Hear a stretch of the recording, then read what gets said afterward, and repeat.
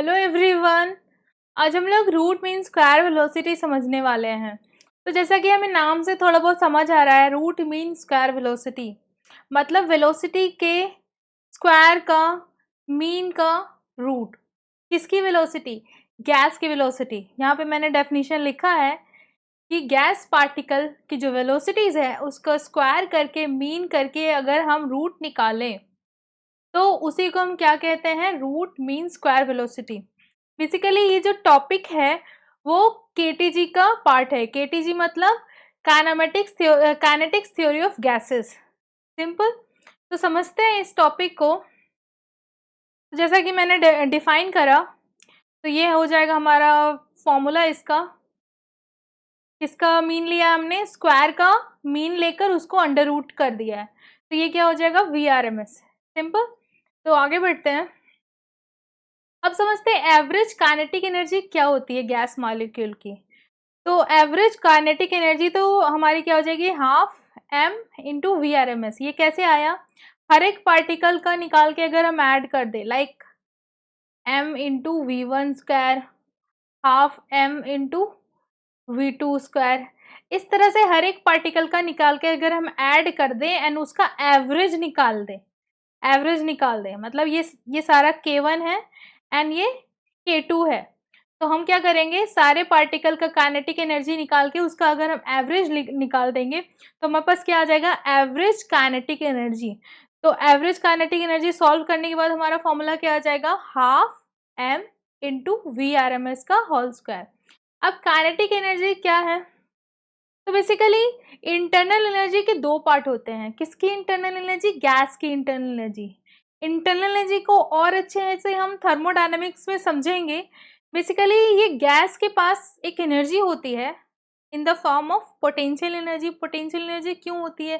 क्योंकि gas particle है, दो पार्टिकल के बीच में आपस में कुछ पोटेंशियल एनर्जी होगी, लाइक ग्रेविटेशनल पोटेंशियल एनर्जी होगी। लेकिन यहाँ पे हम पोटेंशियल एनर्जी को इग्नोर करेंगे since the gases are ideal है, तो हम पोटेंशियल एनर्जी यहाँ पे इग्नोर कर देंगे।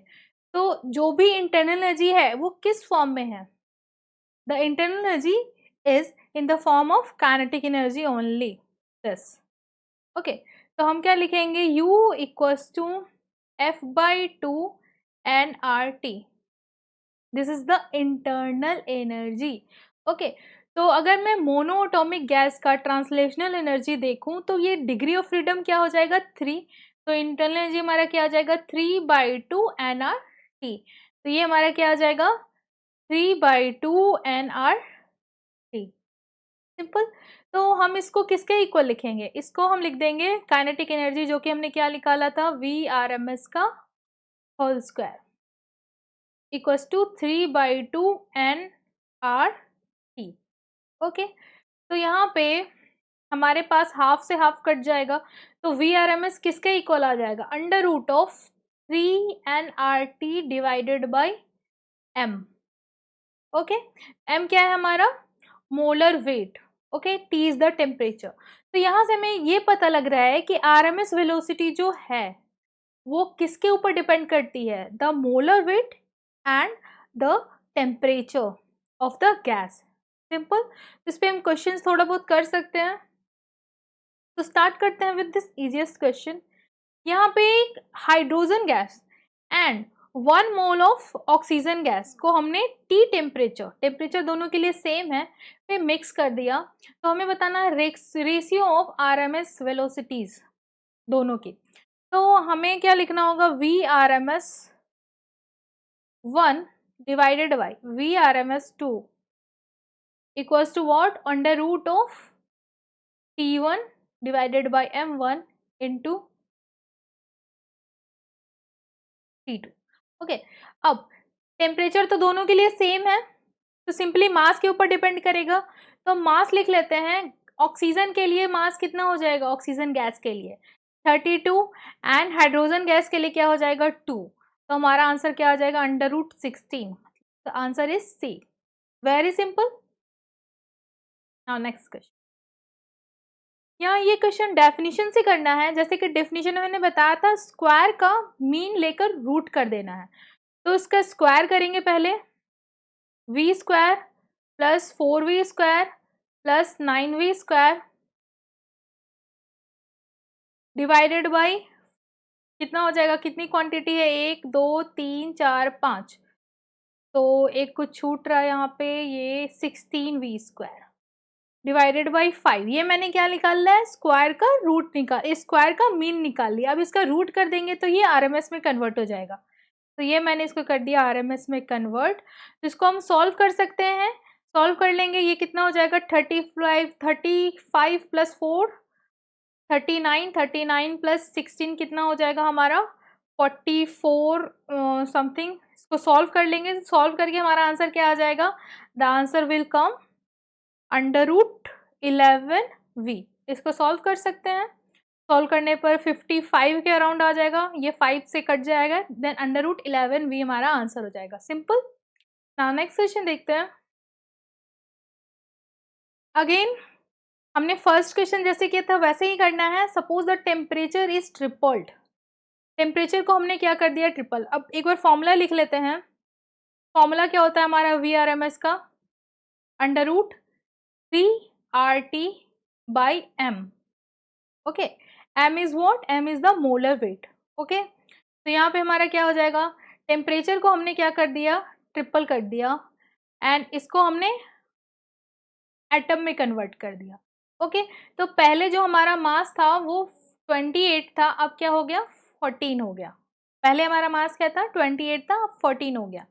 ओके, तो हमारा आरएमएस स्पीड जो है वो कितने से चेंज होगा, तो वेरी सिंपल, हमने क्या क्या चेंज किया है, dash divided by T dash by T and M dash by M. M को हमने क्या कर दिया, हाफ कर दिया, एंड हमने टी को क्या कर दिया 3t कर दिया। ओके, तो √6 टाइम्स हो जाएगा। इसको सॉल्व कर सकते हैं, ये 2 ऊपर आ जाएगा, तो √3 × 2 क्या हो जाएगा 6, तो ये क्या हो जाएगा √6v। सिंपल।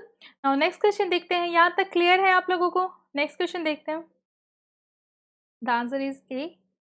नाउ अगेन हमें टेम्परेचर दे रखा है, तो हमें बताना है at what temperature velocity will be doubled. ये डबल्ड है, तो कितने टेम्परेचर पे ये डबल हो जाएगी, तो वी नो आरएमएस वेलोसिटी जो है √t के प्रोपोर्शनल होता है। तो अगर हमें वेलोसिटी को डबल करना है तो हमें टी डैश को कितने टाइम्स करना होगा, 4 टाइम्स, सिंस रूट के प्रोपोर्शनल है, तो ये कितना करना होगा 40, तो हमारा आंसर क्या आ जाएगा B. Very simple. Now next question, answer is B again. The next question is, तो यहाँ पे हमें रेशियो बताना है, the ratio of final RMS to initial VRMS। तो पहले तो इसको हम केल्विन में कन्वर्ट कर लेते हैं, ये कितना हो जाएगा 300 केल्विन, एंड ये कितना हो जाएगा 1200 केल्विन।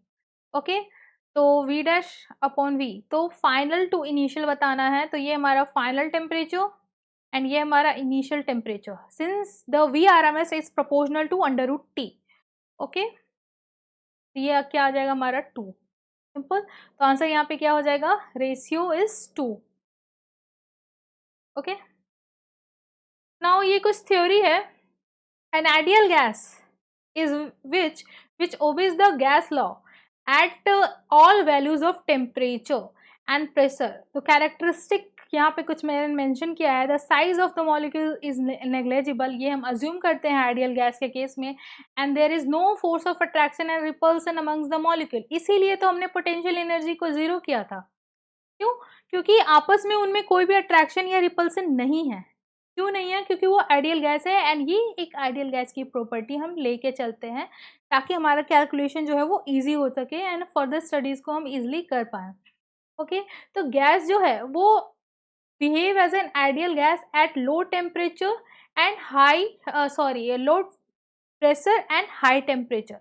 अगर किसी गैस को हमें आइडियल गैस की तरह बिहेव कराना है तो हमें क्या क्या कंडीशन देनी पड़ेगी, लो प्रेशर देना होगा एंड हाई टेम्परेचर देना होगा, सो दैट अट्रैक्टिव फोर्स जो है उनके बीच में वो कम हो जाए एंड वो एक आइडियल गैस की तरह बिहेव करे। दो ये टॉपिक हम और अच्छे से किसी नेक्स्ट वीडियो में पढ़ेंगे, बट इतना मैंने आज के लेक्चर में इंक्लूड करा है। आई होप आपको ये जो आज का सेशन है पूरी अच्छी तरह से क्लियर हो गया होगा, क्योंकि ये टॉपिक बहुत ही छोटा सा सिंपल सा टॉपिक था। Thanks for watching the video, bye for now.